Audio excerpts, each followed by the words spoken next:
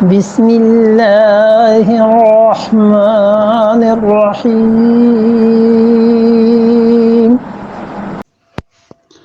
وقال لهم نبيهم إن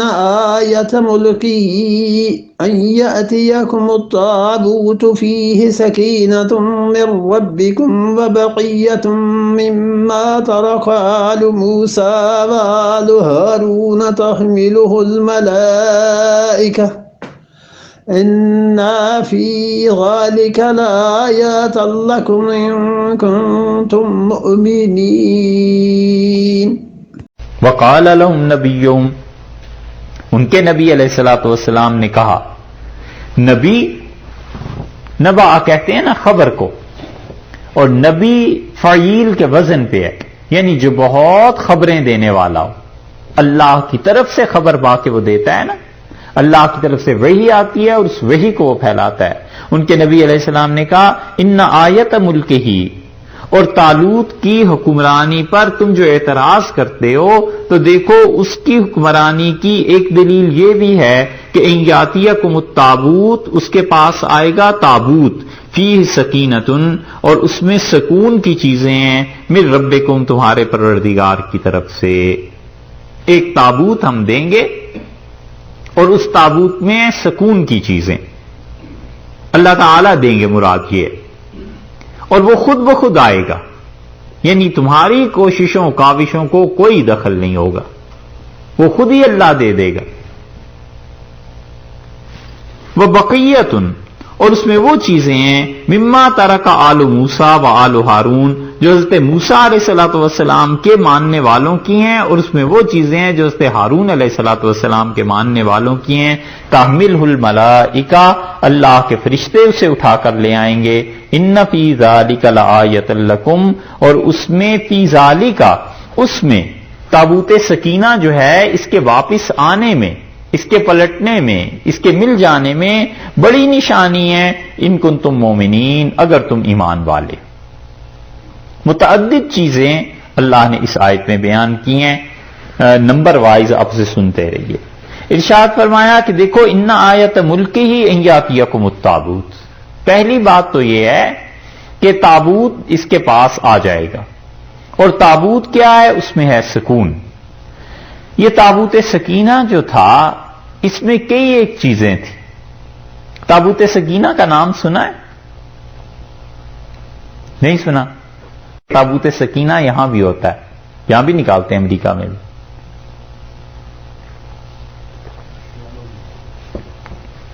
صحیح پہنچے یہ فقہ جعفریہ سے جن کا تعلق ہے نا،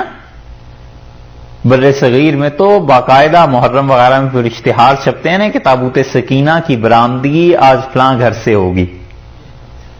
نہیں، کبھی نہیں پڑھا اشتہار. یہ ایسے ہی ہے، یہاں بھی تابوت سکینہ ہوتا ہے، جو امام بارگاہیں وغیرہ ہیں نا، ان میں بھی ہوتا ہے باقاعدہ تابوت سکینہ کا اشتہار کہ تابوت سکینہ کس کے گھر سے نکلے گا. یہ تابوت سکینہ یہودیوں کا ہے. ان یاتیکم التابوت، انہوں نے کہا تابوت نکلے گا، اور تابوت وہ ہے جس میں سکینہ ہے. ہوا یہ کہ بنی اسرائیل کے دشمنوں کے ساتھ جب ان کی لڑائی ہوئی تو ایک تابوت تھا ان کے پاس، اور جوئش انسائکلوپیڈیا میں انہوں نے لکھا ہے کہ وہ تابوت چھوٹا سا تھا، 1.5 بائی 1.5 فٹ کا، اور شاید 2 فٹ اس کی اونچائی تھی، اور طول اور عرض اس کا 1.5 فٹ تھا. جوئش انسائکلوپیڈیا میں اب بھی اس کے متعلق آتی ہے کہ وہ باکس کیا تھا. اس باکس میں تورات کا اصل نسخہ تھا، اور کہتے ہیں حضرت عزیر علیہ السلام نے لکھا تھا وہ. اور بعض کہتے ہیں کہ اصل وہ تختیاں تھیں جو اللہ تعالیٰ نے حضرت موسیٰ علیہ السلام پہ نازل کی تھیں،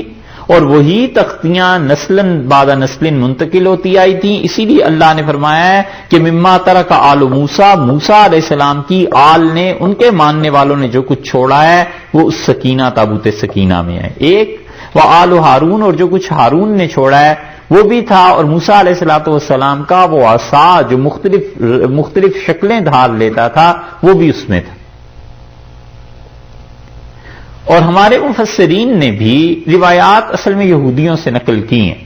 اور یہودی اپنی تاریخ کو زیادہ جانتے تھے، اس لیے انہوں نے بھی لکھا ہے.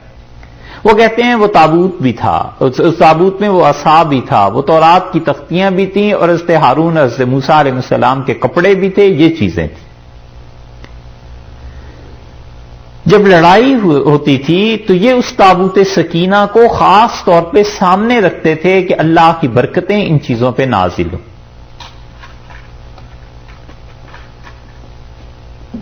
اللہ تعالی کی رحمتیں ان چیزوں پہ نازل ہوں،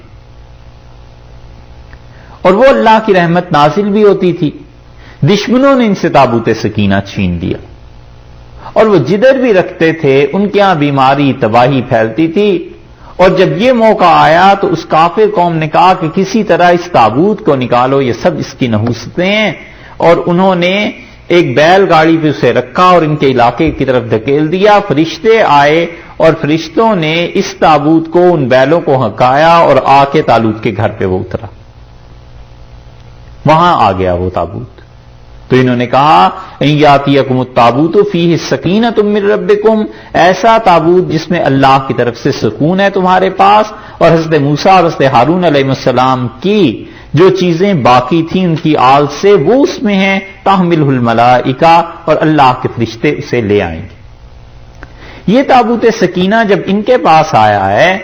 یہ قصہ ہے حضرت سلیمان علیہ السلام کے آنے سے پہلے کا۔ اس لڑائی میں انہیں یہ تابوت مل گیا، فرشتے چھوڑ گئے، اور اس لڑائی کے بعد یہ تابوت حضرت داؤد علیہ السلام کو ملا، اور حضرت داؤد علیہ السلام دوسرے آدمی تھے جنہیں بنی اسرائیل میں نبوت کے ساتھ بادشاہت مل گئی۔ یہ نبوت تو خیر انہیں ملی تھی پہلے، لیکن بادشاہت ان کے پاس آ گئی۔ پہلے بادشاہ یہ بنے طالوت، قرآن نے بتایا ہے نا، اور ان کے بعد جو بادشاہ بنے ہیں وہ حضرت داؤد علیہ السلام ہے، اور داؤد علیہ السلام سے وہی تابوت سکینہ جس میں برکتیں تھیں حضرت سلیمان علیہ السلام کے پاس آیا، اور حضرت سلیمان علیہ السلام کے متعلق یہودی سب کے سب یہ کہتے ہیں کہ جب انہوں نے بیت المقدس میں یروشلم میں ہیکل سلیمانی تعمیر کیا، اس کی بنیادوں میں انہوں نے وہ رکھوا دیا تھا وہ تبرکات سارے کے سارے، اور وہ کہتے ہیں کہ اب بھی تابوت سکینہ ہمیں ملے گا، اور جس دن تابوت سکینہ ملے گا پوری دنیا پہ یہودیوں کی حکومت قائم ہو جائے گی۔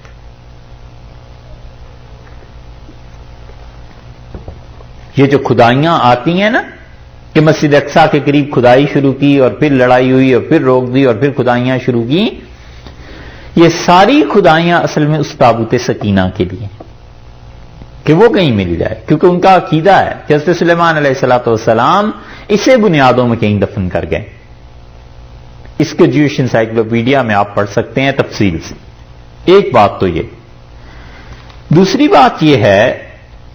کہ اللہ تعالی نے فرمایا کہ اس کی واپسی میں تمہارے لیے ان فی ذالک لآیۃ لکم ان کنتم مومنین، اس میں نشانی ہے اگر تم ایمان والے ہو تو تابوت سکینہ نشانی ہے اللہ کی مہربانی کی، اللہ کی رحمت کی۔ تو وہ حضرت طالوت کے پاس آ گیا، تو اس کا مطلب یہ ہے کہ ان کا اللہ کی طرف سے تمہارا بادشاہ مقرر ہونا پکا ہو گیا، گارنٹیڈ چیز ہو گئی، اب نافرمانی نہ کرنا۔ تیسری بات یہ ہے کہ اس پہ مفسرین نے بڑی تفصیلی بحث لکھی ہے کہ کیا مشائخ اور بزرگوں کی جو چیزیں ہیں ان سے برکت اٹھانا یہ جائز ہے یا نہیں، اور یہ عقیدہ رکھنا کہ ان میں برکت ہوتی ہے یہ درست ہے یا نہیں۔ ساری بحث کا خلاصہ محققین نے جو لکھا ہے وہ کہتے ہیں کہ اللہ کے نیک بندوں کی چیزوں میں برکت ہوتی ہے، اللہ تعالیٰ مہربانی اور رحمت نازل کرتے ہیں، اور اس کی دلیل یہ ہے کہ حضرت موسیٰ اور حضرت ہارون علیہ السلام کی چیزیں تھیں، اور اللہ نے کہا ہے، پھر نفی بھی نہیں کی کہ اس میں کیا ہے، اس میں انہوں نے کہا کہ اس میں موسیٰ اور ہارون علیہ السلام کی چیزیں ہیں اور اللہ کے فرشتے اسے اٹھائیں گے۔ ان تبرکات کا اتنا زیادہ ماننا کہ آدمی ان چیزوں کی عبادت اور پرستش کرنے لگ جائے، الیاذ باللہ، یہ گمراہی ہے، اور کبھی کبھی آدمی شرک تک نوبت پہنچا دیتا ہے، اور ان کو بالکل ہی رد کر دینا کہ ایسی کوئی چیز ہی نہیں ہے، یہ بھی درست نہیں ہے۔ بس توسط کا درجہ رہنا چاہیے کہ کسی آدمی کے پاس اپنے مشائخ اپنے بزرگوں کے تبرکات ہیں، برکت کی چیز سمجھ کے رکھا ہوا ہے، اس کا اپنا معاملہ ہے، ٹھیک ہے رکھے رہے، لیکن یہ کہ لوگوں کو بھی مجبور نہ کرے کہ اس میں بہت برکت ہے اور اس کو جیسے ذریعہ ہوتا ہے کمائی کا بنا لیتے ہیں یا ایسی چیزیں، ایسے نہ کرے۔ اور یہ چیزیں صحابہ کرام رضی اللہ عنہ میں تھیں۔ نبی کریم صلی اللہ علیہ وسلم کے جو بال تھے وہ ایسی برکت کی چیز تھی کہ حدیث میں آیا ہے کہ رسول اللہ صلی اللہ علیہ وسلم نے جب آخری حج کیا تو جو بال آپ نے اتروائے تھے، آپ نے حضرت طلحہ رضی اللہ عنہ کو بلایا اور اپنے سارے بال حضرت طلحہ رضی اللہ عنہ کے حوالے کیے کہ وہ اس کو تقسیم کریں۔ یہ خود دلیل ہے اس بات کی کہ رسول اللہ صلی اللہ علیہ وسلم جانتے تھے کہ ان کے بالوں میں اللہ نے برکت دی ہے، اسی وجہ سے تو تقسیم کروائیں، وگرنہ کیوں کرواتے۔ اور صحیح بخاری میں آیا کہ مدینہ منورہ میں لوگ بیمار ہوتے تھے تو ہم لوگ حضرت عائشہ رضی اللہ عنہا کے پاس جاتے تھے، اور حضرت اسماء رضی اللہ عنہا کا نام آیا ہے کہ ان کے پاس جاتے تھے اور وہ اس کٹورے میں رسول اللہ صلی اللہ علیہ وسلم کے بال ڈال دیتی تھی، جو پانی کا کٹورا ہوتا تھا، اور وہ پانی ہم اپنے مریضوں کو پلاتے تھے تاکہ اللہ انہیں شفا دے۔ اور ایک روایت میں یہ آیا ہے کہ ان کے پاس رسول اللہ صلی اللہ علیہ وسلم کا کرتا تھا جبہ، اور وہ بالٹی میں پانی ڈال کے اس میں بھگو کے نکال لیتی تھیں اور کہتی تھیں کہ یہ پانی اپنے مریضوں کو پلاؤ۔ ہم اپنے مریضوں کو پلاتے تھے۔ اسی لیے رسول اللہ صلی اللہ علیہ وسلم کا جو بال ہیں ان کا منہ مبارک اب بھی دنیا میں اور اب بھی ان سے تبرک اور فائدہ اٹھایا جا سکتا ہے، اور اگر کوئی آدمی اس پانی کو اپنے بیماروں کو پلائے بالکل درست ہے۔ صحابہ رضی اللہ عنہ سے یہ ثابت ہے، اور صحیح بخاری کی روایات میں آیا ہے، اس لیے آدمی اس چکر میں نہ پڑے کہ ان چیزوں میں برکت نہیں۔ عمر بن عبدالعزیز رحمۃ اللہ علیہ نے پورا ایک گھر بنایا اپنی خلافت کے دور میں، میوزیم اسے کہہ لیجئے، اور اس عمارت میں وہ اپنے مہمانوں کو لے جا کے دکھاتے تھے کہ یہ رسول اللہ صلی اللہ علیہ وسلم کے بال ہیں، یہ نبی کریم صلی اللہ علیہ وسلم کے جوتے ہیں، یہ ان کا کرتا ہے، یہ چیز ہے، یہ چیز ہے، اور کہتے تھے کہ یہ ہم لوگوں کے لیے بڑی عزت کی چیز ہے کہ حضرت صلی اللہ علیہ وسلم نے ان چیزوں کو استعمال فرمایا۔ اور متعدد جگہ یہ آیا ہے کہ کسی صحابی رضی اللہ عنہ نے کوئی چیز کسی سے لے لی اور کہا میرے کفن میں سے شامل کر دینا۔ حضرت کعب رضی اللہ عنہ نے قصیدہ پڑھا رسول اللہ صلی اللہ علیہ وسلم کی شان میں، اور حضرت صلی اللہ علیہ وسلم نے اسلام کی توہین کی وجہ سے ان کے کفر کا حکم دے دیا تھا، اور قتل کا بھی، جو کہیں مل جائے تو اس کی گردن اڑا دو۔ اور جب وہ آئے ہیں رسول اللہ صلی اللہ علیہ وسلم کے پاس معافی مانگنے، تو انہوں نے اسلام کی تعریف میں اشعار پڑھے، اور قصیدہ پڑھنے کے بعد پوچھا کہ اللہ کے رسول کعب کے متعلق آپ کیا کہتے ہیں؟ آپ نے فرمایا اسے قتل کر دیا جائے۔ تو انہوں نے کہا میں ہی کعب ہوں۔ تو رسول اللہ صلی اللہ علیہ وسلم نے ان کا اسلام قبول کیا، اور آپ نے اپنی چادر انہیں مرحمت فرمائی، اتنے خوش ہوئے آپ ان سے۔ اس لیے ایسی جگہیں جہاں قتل کے حکم کے بعد رسول اللہ صلی اللہ علیہ وسلم فرمایا اسے چھوڑ دو، فقہا نے لکھا ہے کہ یا تو یہ وہ ارتداد ہے کہ جس میں توبہ قبول کر لی جائے مرتد کی، ایک آدمی مرتد ہوا یا کافر ہے، اس نے غلط حرکت کی، اب اس کے بعد اس نے توبہ کر لی ہے اس حرکت سے، تو بعض صورتیں ایسی ہیں جس میں اس کی توبہ کو مانا جائے گا اور قتل کا حکم اس سے اٹھ جائے گا۔ تو یہ ایسی صورتیں ہیں کہ رسول اللہ صلی اللہ علیہ وسلم فرمایا کسی کو قتل کر دو، اور بعد میں جب آپ کے سامنے بات آ گئی اور پتہ چلا، کسی نے آ کے بتا دیا، سفارش کی، اس سے اندازہ ہوا کہ وہ مسلمان ہو جائے گا، یا اس نے خود آ کے کہہ دیا کہ میں اس حرکت سے توبہ کرتا ہوں، اس کے قتل کا حکم رسول اللہ صلی اللہ علیہ وسلم نے اٹھا لیا۔ اور یا پھر یہ ہوا ہے کہ رسول اللہ صلی اللہ علیہ وسلم کی خصوصیات میں سے تھا کہ وہ کسی کے قتل کو کہیں اور بعد میں اس سے رجوع کر لیں، امت میں اور کسی کو یہ حق نہیں دیا گیا۔ تو کعب رضی اللہ عنہ کے ساتھ بھی ایسے ہی ہوا ہے، ان کا اللہ کے رسول میں ہوں، تو آپ نے فرمایا کہ کعب تمہاری معافی ہوگی، اور اپنی چادر جب مرحمت فرمائی تو اس پہ معاویہ رضی اللہ عنہ نے بڑی کوشش کی کہ اس چادر کو ان سے لیں، انہوں نے نہیں دی۔ اور ان کے وفات کے بعد بار بار درخواست حضرت کرتے رہے، انہوں نے نہیں دی. حضرت معاویہ رضی اللہ عنہ نے ان کے اولاد سے کہا کہ مجھے دے دو، تو انہوں نے 10,000 اس زمانے کے روپے لیے اور چادر انہیں دے دی. حضرت معاویہ رضی اللہ عنہ نے کہا میرے کفن میں اسے شامل کرنا، میں چاہتا ہوں کہ رسول اللہ صلی اللہ علیہ وسلم کی چادر سے برکت مجھے ملے. مدینہ منورہ کا ایک دور تھا جب حضرت عبد الرحمن ابن عوف رضی اللہ عنہ اتنا زیادہ مال نہیں تھا ان کے پاس، تو انہوں نے رسول اللہ صلی اللہ علیہ وسلم نے ایک چادر اوڑی ہوئی تھی، بہت اچھی چادر، بہت خوبصورت تھی. تو حضرت عبد الرحمن ابن عوف رضی اللہ عنہ نے اس کی تعریف کی، تو آن صلی اللہ علیہ وسلم کی حالانکہ ضرورت تھی، لیکن عادت مبارکہ یہ تھی کہ ان کی کسی چیز کی کوئی آدمی تعریف کرتا تھا تو وہ چیز اسے دے دیتے تھے کہ تم لے لو. تو انہوں نے جب تعریف کی تو آپ نے انہیں چادر دے دی. تو صحابہ رضی اللہ عنہ نے کہا عبد الرحمن تمہیں پتا بھی ہے رسول اللہ صلی اللہ علیہ وسلم کی عادت کا، اور تمہیں یہ بھی پتا ہے کہ انہیں ضرورت تھی، تو پھر تم نے کیوں تعریف کی؟ انہوں نے کہا بات چادر کی نہیں، بات یہ ہے کہ مجھے اپنے کفن کے لیے کچھ چاہیے، اور رسول اللہ صلی اللہ علیہ وسلم کے جسد مبارک سے جو چیز لگ گئی ہے اس سے اچھی چیز کون سی ہو سکتی ہے؟ تو انہوں نے اس چادر کو سنبھال کے رکھا یہاں تک کہ حضرت عثمان رضی اللہ عنہ کے خلافت میں ان کا انتقال ہوا. تو انہوں نے کہا وہ چادر نکالو اور مجھے اس میں کفن دینا، وہ رسول اللہ صلی اللہ علیہ وسلم کے جسم مبارک سے چھوئی ہے، مس ہوئی ہے. بہت سی چیزیں ایسی ملیں گی، اس لیے تفصیل کا تو وقت نہیں ہے، لیکن حضرت صلی اللہ علیہ وسلم کے بال اب بھی دنیا میں پائے جاتے ہیں، اور وہ بال ہونے کی بھی ایک عجیب دلیل آپ سے عرض کریں، وہ اب بھی بڑھتے رہتے ہیں. عجیب بات ہے یہ کہ دنیا میں کسی کے بال بس ویسے ہی رہتا ہے جیسے آدمی سے بال الگ ہوا، اب اس میں زندگی تھوڑا ہی ہے، لیکن رسول اللہ صلی اللہ علیہ وسلم کے بال اصل میں جہاں جہاں دنیا میں موجود ہیں نا، جن کی باقاعدہ سند ہے کہ ہم نے کس سے لیا، اس سے کس نے لیا، بڑے بڑے بادشاہوں کی مہریں ہیں اس سند میں کہ یہ فلاں فلاں فلاں فلاں ذریعے سے یہاں تک پہنچا ہے. ان بالوں میں عجیب بات یہ ہے کہ ان کی لمبائی بڑھ جاتی ہے، موٹائی بڑھ جاتی ہے، اور اس کی شاخیں پھر بن جاتی ہیں. پھر ایک شاخ جو ٹوٹتی ہے وہ بالکل ابتدا میں اتنی باریک ہوتی ہے کہ بڑی دقت سے غور سے اسے دیکھا جا سکتا ہے، شیشے وغیرہ پہ رکھ کے دیکھتے ہیں، اور آہستہ آہستہ وہ بال ذرا ذرا سا موٹا ہونا شروع ہوتا ہے، حتیٰ کہ پھر عام آنکھوں سے دکھائی دیتا ہے، اور پھر وہ بڑھتا بھی جاتا ہے، اس کا طول بھی مناسب ہو جاتا ہے.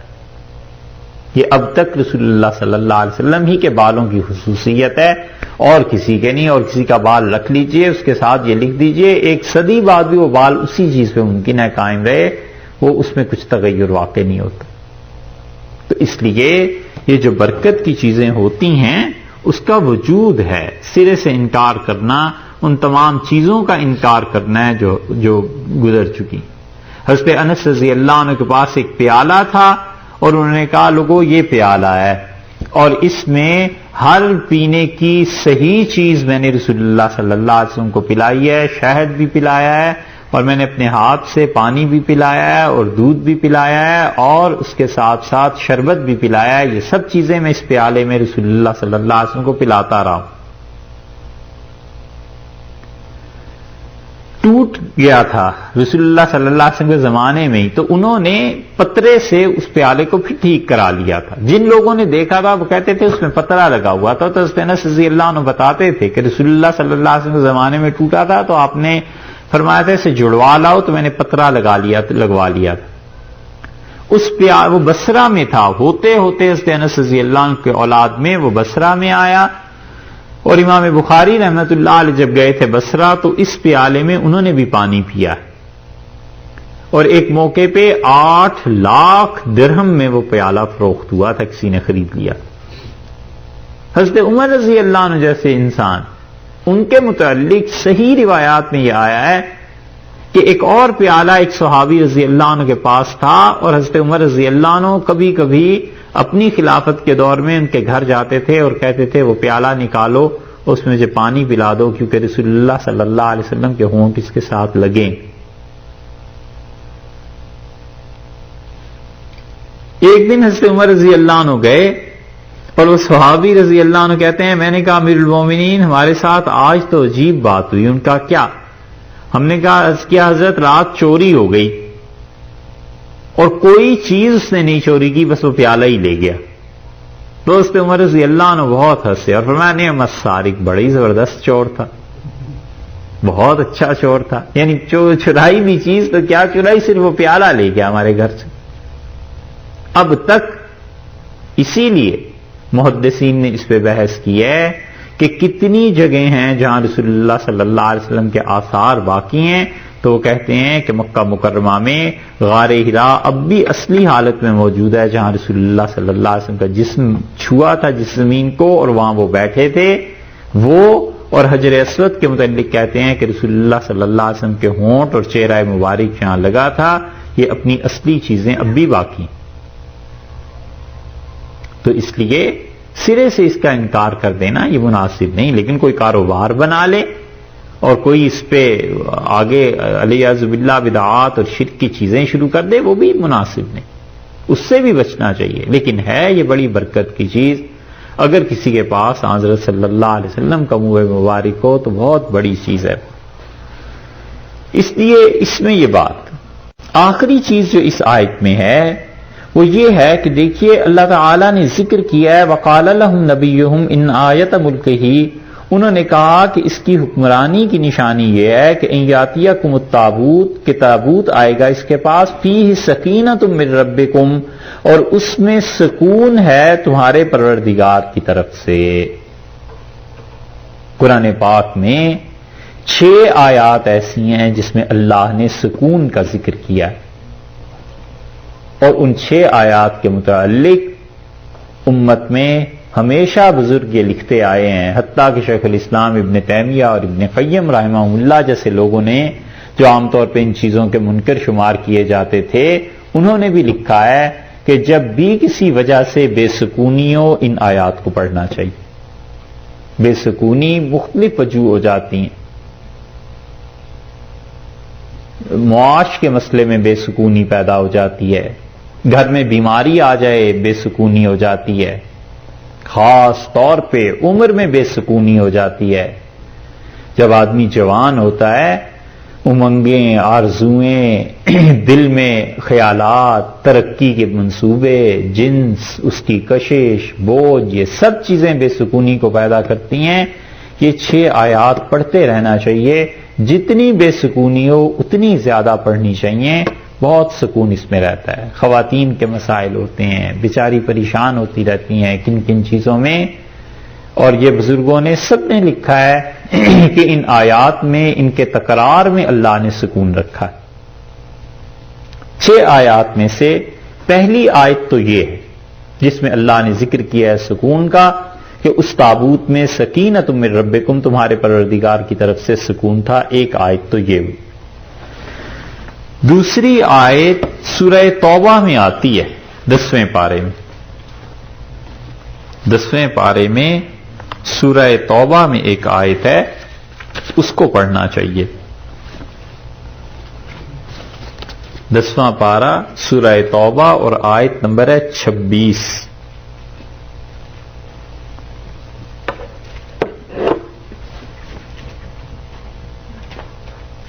ہیں 26 نمبر نہیں بھائی،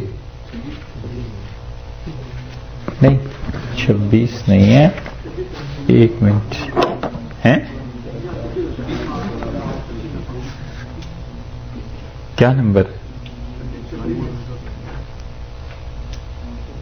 اوہو اچھا سورہ توبہ ہی نہیں ہے تو دیکھ کہیں اور رہے. ہاں جی، سورہ توبہ اور 26 نمبر آیت ہے واقعی. 10واں پارہ 25ویں آیت سے آپ پڑھیں گے نا تو پھر آپ کو سمجھ آئے گی کہ یہ کیا ہے. لَقَدْ نَصَرَكُمُ اللَّهُ فِي مَوَاطِنَ كَثِيرَةٍ، اور اللہ 25ویں آیت میں سے دیکھیے، اور اللہ کئی جگہ پر تمہاری مدد کر چکا ہے. اے صحابہ رضی اللہ عنہ، اللہ نے بہت جگہوں پر تمہاری مدد کی ہے. وَيَوْمَ حُنَيْنٍ، اور حنین کے دن بھی اللہ نے تمہاری مدد کی تھی. اِذْ أَعْجَبَتْكُمْ كَثْرَتُكُمْ، جب تمہیں تمہاری کثرت نے غرے میں ڈال دیا تھا. فلم تغن عنکم شیئا، اور تمہاری زیادہ تعداد تمہیں کوئی فائدہ نہیں دے سکی، وضاقت علیکم الارض بما رحبت، اور زمین وسعت کے باوجود تم پہ تنگ ہو گئی تھی، ثم ولیتم مدبرین، اور تم پیٹھ پھیر کے میدان جنگ سے چل پڑے تھے، اتنی تکلیف، اتنی پریشانی، پھر کیا ہوا؟ ثم انزل اللہ سکینتہ، اور اللہ نے پھر سکینہ، سکون کو نازل کیا، علی رسولہ، اپنے رسول صلی اللہ علیہ وسلم پر، وعلی المومنین، اور ایمان والوں پر، وانزل جنودا لم تروہا، اور اللہ نے ایسے فرشتے نازل کیے جنہیں تم نہیں دیکھ سکتے تھے، وعذب الذین کفروا، اور اللہ نے عذاب دیا کافروں کو، وذالک جزاء الکافرین، اور کافروں کی سزا یہی ہے۔ یہ 26 نمبر آیت جو ہے نا سورہ توبہ کی دوسری، یہ اسی سورہ توبہ میں آگے چل کے 40 نمبر آیت دیکھیے، تیسری آیت وہ ہے 40 نمبر، الا تنصروہ، اگر تم رسول اللہ صلی اللہ علیہ وسلم کی مدد نہیں کرو گے نا تو پرواہ نہیں نہ کرو، فقد نصرہ اللہ، اللہ اپنے نبی صلی اللہ علیہ وسلم کی مدد اس وقت کر چکا ہے، اذ اخرجہ الذین کفروا، جب کافروں نے اسے نکال دیا تھا مکہ مکرمہ میں، ثانی اثنین، دو میں سے دوسرے، اذ ہما فی الغار، جب یہ دونوں غار میں تھے، اذ یقولوا، اور جب یہ فرما رہے تھے، لصاحبہ، اپنے صاحب سے، صاحب کا مطلب دوست، ساتھی، اپنے صحابی سے نا رضی اللہ عنہ، اور یہ کون تھے صحابی؟ اس لیے ہمارا عقیدہ ہے کہ حضرت ابوبکر رضی اللہ عنہ کو اگر کوئی صحابی نہیں مانتا تو اس آیت میں اس لفظ کا انکار کرتا ہے، اور قرآن کے ایک لفظ کا انکار بھی کفر ہے۔ اذ یقول لصاحبہ، جب وہ اپنے صحابی سے یہ کہہ رہا تھا رسول صلی اللہ علیہ وسلم کہ لا تحزن، ڈر نہیں، ان اللہ معنا، اللہ ہمارے ساتھ ہے، فانزل اللہ، پس اللہ نے نازل کیا سکینتہ علیہ، سکون کو نازل کیا اپنے رسول صلی اللہ علیہ وسلم پہ، وأیدہ، اور اس کی مدد کی، بجنود لم تروہا، ایسے لشکروں سے جسے تم دیکھ نہیں سکے، وجعل کلمۃ الذین کفروا السفلی، اور اللہ نے کافروں کی بات کو ہیٹا کر دیا، اللہ نے کافروں کی بات کو مٹا دیا، پست کر دیا، وکلمۃ اللہ ہی العلیٰ، اور اللہ ہی کی بات ہمیشہ بلند رہے گی، واللہ عزیز حکیم، اللہ غالب ہے، حکمت والا ہے۔ یہ تیسری آیت ہے سکون کی آیات میں سے۔ چوتھی آیت سورہ فتح میں ہے، اور سورہ فتح 26ویں پارے میں ہے، اور 48 نمبر سورت ہے 48۔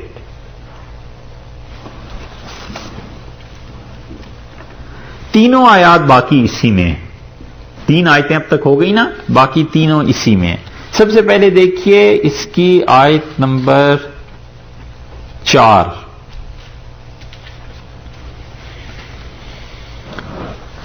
هو الذی، اور وہ اللہ کی ذات، انزل السکینۃ فی قلوب المومنین، جس نے ایمان والوں کے دلوں میں سکون کو نازل کیا۔ ہر جگہ سکون کا ذکر ہے نا،